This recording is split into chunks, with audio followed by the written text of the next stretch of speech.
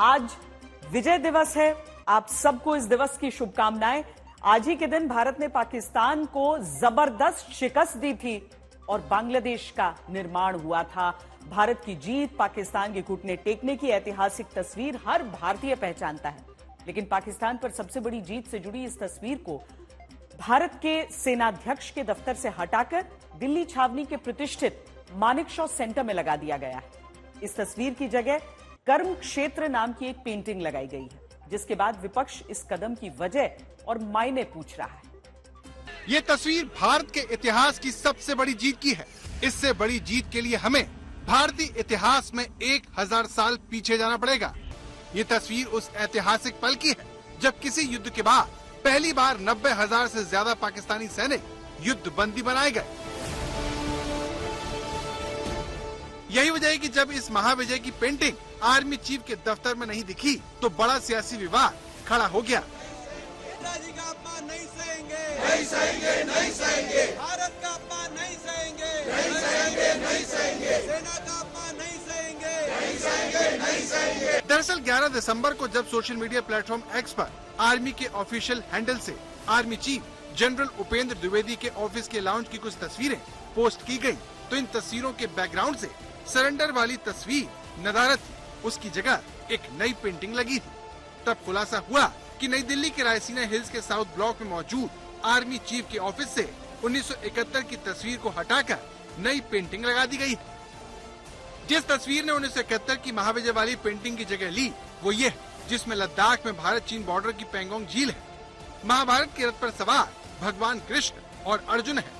साथ ही इस नई पेंटिंग में भारत के महान कूटनीतिज्ञ और रणनीतिकार चाणक्य है। अब सवाल ये है कि सेना मुख्यालय से पाकिस्तानी सेना के सरेंडर की तस्वीर आखिर क्यों हटाई गई, वो भी विजय दिवस पर, जब सारा देश हर साल सेना के शौर्य को सलाम करता है। क्या इसकी वजह सियासी है, जैसा आरोप कांग्रेस लगा रही है? आज सेना के हेडक्वार्टर्स में से वो तस्वीर उतारी गई है जिसमें पाकिस्तान की सेना आत्मसमर्पण कर रही है हिंदुस्तान भारत की सेना के सामने। देश में 16 दिसंबर की तारीख पाकिस्तान पर भारत की जीत के तौर पर याद की जाती है। इस युद्ध में पाकिस्तान ने सिर्फ 13 दिनों में ही घुटने टेक दिए थे।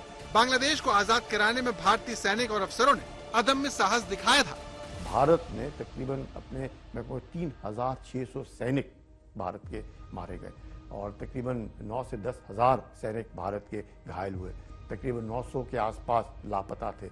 तो आप समझ सकते हैं कि हम लोगों का कितना योगदान रहा और तकरीबन लाख के आसपास मैं कहूँगा कि फ्रीडम फाइटर्स जो बांग्लादेश में हैं, जिन्होंने आँख और कान का काम किया, जिन्होंने पाकिस्तानियों को ज़बरदस्त हम लोगों की भी मदद की उनके बारे में बताने के लिए, वो 1 लाख के आसपास मारे गए। तो ये साफ दर्शाता है कि भारत का योगदान बहुत ज़्यादा था। ये दूसरे विश्व युद्ध के बाद सबसे बड़ा आत्मसमर्पण था, जिसमें पहली बार किसी देश के 93,000 सैनिकों ने घुटने टेके थे। पाकिस्तानी सेना हार के बाद सिर्फ हथियार डालने के लिए ही नहीं, गार्ड ऑफ ऑनर के लिए भी तैयार हो गई थी। किसी देश के लिए इससे करारी शिकस्त की उम्मीद नहीं की जा सकती थी।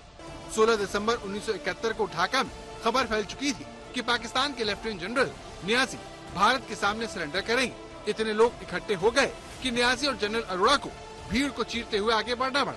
ढाका के रेसकोर्स में एक मेज और 2 कुर्सियां लगाई गई। पहली पर पाकिस्तान के लेफ्टिनेंट जनरल A.A.K. नियाजी बैठे थे और दूसरी पर भारत के ईस्टर्न थिएटर के commander lieutenant general Jagjit Singh Arora.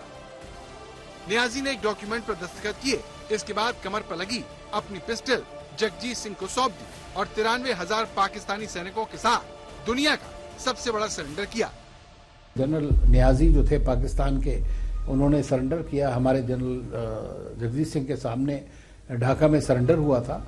तो उसके बाद में जो 90,000 या कितने उनके सोल्जर्स थे हमारे पास, उनको प्रिजनर ऑफ वॉर किया। तो बाद में जब चूंकि वो ट्रेन हुई फ्री फोर्सेस मुक्ति बाहिनी, तो वो तो खुद भारत के साथ में 11 जैसे कमांडर बने और उसमें बहुत सारे कमांडर्स ऐसे थे जिन्होंने कि पाकिस्तान आर्मी को छोड़ा था और उन्होंने कंट्रोल किया वहाँ पर। तो बेसिकली ये लोग तो अपने उसमें लड़ाई लड़ रहे थे अपनी आज़ादी के लिए। इसी सरेंडर की यादगार तस्वीर इंडियन आर्मी चीफ के ऑफिस में लगाई गई। देश दुनिया के तमाम अधिकारियों की विजिट में बैकग्राउंड में ये तस्वीर दिख जाती थी। लेकिन इस सरेंडर की 53वीं वर्षगांठ पर चीफ ऑफ आर्मी स्टाफ के लाउंज में बरसों लगी इस तस्वीर की जगह बदल दी गई। बरसों तक जब भी आर्मी चीफ किसी बड़े सैन्य अफसर या विदेशी मेहमान से मिलते तो ये तस्वीर ही पीछे दिखाई देती। लेकिन पाकिस्तानी फौज के घुटने टेकने की 53वीं वर्षगांठ पर आर्मी चीफ के ऑफिस से तस्वीर हटाकर दिल्ली छावनी में प्रतिष्ठित मॉनिक शॉ सेंटर में लगा दी गई। भारतीय सेना ने साफ किया कि 1971 के ऐतिहासिक भारत पाकिस्तान युद्ध के आत्मसमर्पण को दर्शाने वाली प्रतिष्ठित पेंटिंग को हटाया नहीं गया है, बल्कि उसकी जगह बदल दी गई है। लेकिन कांग्रेस का आरोप है कि इस कदम के पीछे राजनीति है।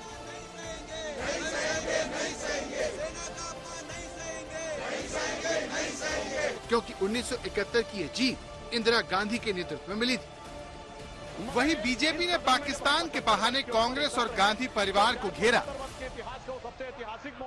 आज 16 दिसंबर है और आज के दिन भारत की ऐतिहासिक विजय का वो दिन है, जिसके लिए मैं स्मरण करना चाहूंगा उन सभी पात्रों को जिन्होंने ऐतिहासिक विजय में बड़ी भूमिका निभाई। मुझे एक याद आता है कि आज इंदिरा जी की आत्मा जहां कहीं भी होगी तो वो बड़ी अचंभित और स्तब्ध हो जाती होगी कि ये वही पार्टी है और ये वही परिवार है जिसके नेता के बारे में पाकिस्तान का पूर्व मंत्री फवाद चौधरी समर्थन करता है, और ये वो है जो कहता था मैंने पुलवामा में घुस के मारा है। सेना के हेडक्वार्टर से आज के दिन आप वो तस्वीर उतार रहे हैं जो वहाँ पे इतने समय से टंगी हुई है, जिसमें पाकिस्तान की सेना आत्मसमर्पण कर रही है भारतीय सेना के सामने। उनका अपमान आज, मतलब अब ये सब चीजें देखिए, बार बार हम कहते हैं ये देश का मुद्दा है, देश की के गर्व की बात है, तो इसमें आप राजनीति क्यों कर रहे हैं? इतिहास क्यों? और हमारी मांग है कि वो तस्वीर वापस टांगी जाए। बांग्लादेश के लोगों को आज ही के दिन पाकिस्तानी फौज से मुक्ति मिली थी। भारतीय सेना ने ऑपरेशन सर्चलाइट चलाया और पाकिस्तान को सबसे छोटे समय के युद्ध में मात दे दी। ये युद्ध केवल 13 दिनों में समाप्त हो गया। इसलिए जब इससे जुड़ी पेंटिंग को हटाया गया तो सेना के कई पूर्व अफसरों ने भी ऐतराज जताया, लेकिन जानकार नई पेंटिंग को भारतीय सेना के नजरिए में आए बदलाव का प्रतीक मानते हैं। 16 दिसंबर की तारीख बांग्लादेश के जन्म की तारीख, जिसका जश्न ढाका में बांग्लादेश की सेना ने भी मनाया। भारत और बांग्लादेश में भले ही आजकल तनाव, लेकिन 16 दिसंबर 1971 का ही असर है कि रिश्तों में सुधार की उम्मीद अब भी बरकरार है। It's nothing. It's a brother and sisters cruelty. Then okay. Then again okay. Like this. अच्छा, मतलब ठीक हो जाएगा आप? हाँ, always ठीक हो जाएगा। भाई बहन की ठीक हो जा नहीं होता है, होता है ठीक like this us. बांग्लादेश को भारतीय सेना के तीनों अंगों ने मिलकर चलाए अभियान से बनाया, इसीलिए चीफ ऑफ आर्मी स्टाफ के लाउंज में इस जीत की याद के तौर पर एक पेंटिंग लगी रही। लेकिन अब इसकी जगह कर्म क्षेत्र नाम की पेंटिंग ले ली है, जिसे सेना के ही बड़े अफसर ने उकेरा है। कर्म क्षेत्र पेंटिंग को 28वीं मद्रास रेजिमेंट के लेफ्टिनेंट कर्नल थॉमस जैकब ने बनाया है, जिसका नाम फील्ड ऑफ डीड्स कर्म क्षेत्र रखा गया है। इसमें दाईं ओर लद्दाख में भारत चीन बॉर्डर की पेंगोंग झील दिखाई गई है, वहीं बाईं ओर गरुड़ और महाभारत के उस रथ को दिखाया गया है जिस पर अर्जुन सवार है और उसके सारथी भगवान श्री कृष्ण है। पेंटिंग के बैकग्राउंड में बर्फ से ढके पहाड़ और बीच में मौर्य काल के रणनीतिकार और कूटनीतिज्ञ चाणक्य को उकेरा गया है।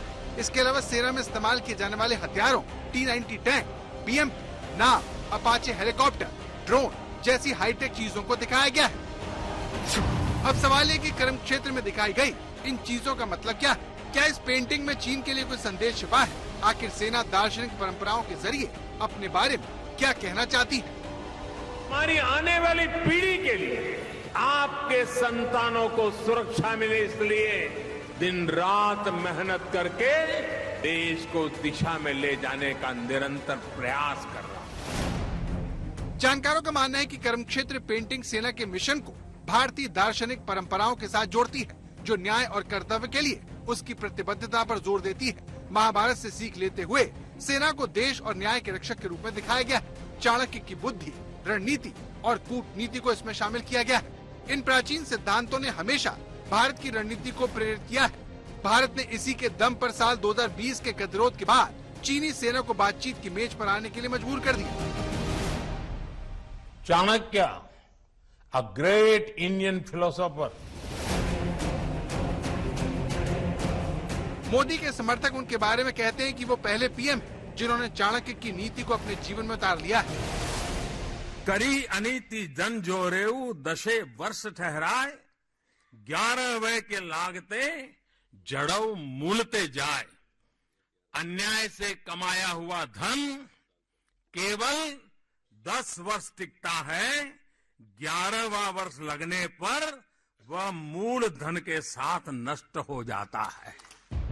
चाणक्य मौर्य वंश की स्थापना करने वाले शासन कूटनीति में महारथी थे। उनकी ही देखरेख में चंद्रगुप्त मौर्य ने मगध का विस्तार किया। चाणक्य की कही बातें आज भी कठिन राहों में दीपक का काम करती हैं, जिनके सभी मंत्र राष्ट्र प्रथम की अवधारणा से प्रेरित हैं। हमारे लिए सेना मतलब 140 करोड़ देशवासियों की आस्था। हमारे लिए सेना मतलब 140 करोड़ देशवासियों की शांति की गारंटी। हमारे लिए सेना मतलब देश की सीमाओं को सुरक्षा की गारंटी। सेना की नई पेंटिंग में अपाचे हेलीकॉप्टर, अत्याधुनिक टैंक और स्वदेशी हथियारों के साथ भारत की आत्मनिर्भरता और तकनीकी विकास की झलक शामिल है। ये भविष्य के लिए तैयार सेना को दिखाता है, जो जल थल वायु में तेजी से असरदार कार्रवाई करने में सक्षम है। ये पेंटिंग सेना, नौसेना और वायुसेना के बीच तालमेल और मॉडर्न वॉर के लिए उनकी एकजुटता को दिखाती है। हमारी आत्मनिर्भरता को चुनौती देने वाली ताकतों के विरुद्ध भी युद्ध तेज करना है। जैसे जैसे भारत ग्लोबल स्टेज पर पद को स्थापित कर रहा है, खुद को स्थापित कर रहा है, वैसे वैसे मिस इन्फॉर्मेशन, डिसइन्फॉर्मेशन, अपप्रचार के माध्यम से लगातार हमले हो रहे हैं। जानकारों का कहना है कि इस पेंटिंग के जरिए भारत ने साफ कर दिया है कि उसका फोकस पाकिस्तान से हटकर अब चीन पर टिक गया है। भारतीय सेना उससे जुड़ी चुनौतियों के हिसाब से खुद को तैयार करने में जुट गई। आपका लक्ष्य होना चाहिए कि भारत का जब अपनी आजादी के 100 वर्ष का पर्व मनाए, उस समय हमारी नौसेना एक अभूतपूर्व ऊंचाई पर हो।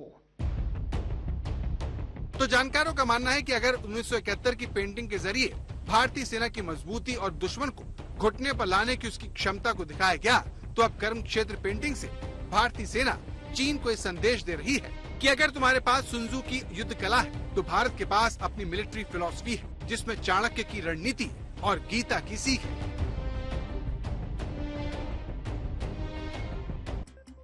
बांग्लादेश में आज भले ही भारत विरोधी सरकार हो, ऐसा लग रहा हो कि वो भारत का एहसान भूल गया हो, लेकिन इतिहास गवाह है कि ये भारतीय सेना ही थी जिसने बांग्लादेश के लोगों को पाकिस्तान के अत्याचार से निजात दिलाई थी। 3 दिसंबर 1971 को भारत और पाकिस्तान में लड़ाई शुरू हुई और 16 दिसंबर आते आते पाकिस्तान ने घुटने टेक दिए। पाकिस्तान का नक्शा हमेशा हमेशा के लिए बदल गया। भारत के पड़ोस में बांग्लादेश का जन्म हुआ। 53 साल बाद भले ही बांग्लादेश में माहौल खराब हो, लेकिन भारत का एहसान मानने वालों की कहीं कोई कमी नहीं। It was a very good cooperation with the two countries, and here I'd like to say something which must be known to people, which I always say: the blood of the Indian soldiers are flowing, will flow, and will keep flowing through Padma, Meghna, Jamuna, and Tista, our great rivers, and make our soil more fertile, our relationship more durable. The government. जैसे कि मैं सो रहा हूँ तो पिताजी को जगाना है मुझे, तो वो डायरेक्ट उठाने के बजाय, और हिंसा की परंपरा मेरे यहाँ नहीं थी सौभाग्य से, तो वो क्या करते थे कि उस कमरे में आ जाएंगे या बाहर से गुजरेंगे और चौपाई बोलेंगे, प्रात काल उठ के रघुनाथा मात पिता गुरु नावई माता। कभी कभी मैं गुस्से में उठ करके अरे पापा चरण स्पर्श किया और सो गया। मैंने कहा अब मत उठाना।